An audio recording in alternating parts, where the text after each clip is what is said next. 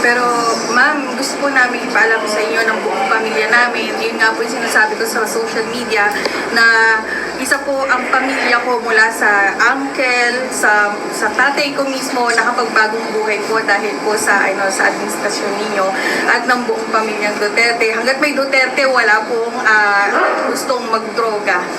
Yun po ang takot nila sa sa pangalang Duterte. Kaya po yung suporta po sa inyo hanggang sa ibang bansa, hanggang langit po. Sabi nga po, mamatay mabuhay, tutulong at tutulong pa rin po kami sa Duterte. Yes. Yes. Thank you sa suporta ninyo at thank you sa paniniwala ninyo sa trabaho namin.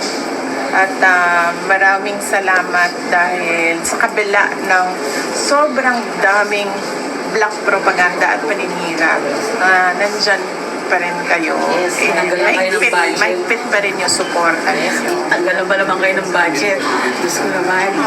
Well, yes, nasagot ko naman na yan. Sabi ko na kahit anong budget yan, pagkakasyahin namin yan. Kasi kahit nung mayor ako ng Davao City, kulang naman lagi yung budget eh. Pinagkakasya lang namin lagi. Nagbabayad pa kami ng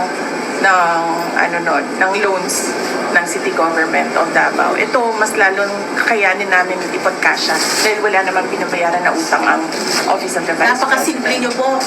Pero yung nakita ko kung congresswoman na nakarelong mga Hermes, mga sino ba yun? At saka yung Atras Abante, at saka si Kim Bulay ba yun? Si Kim Bulay, si Abante, si NPA, yung sinasabi si Chapuset.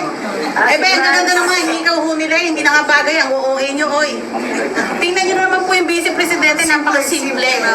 Ma'am, hindi kasi mahalaga sa akin ang mga material na bagay.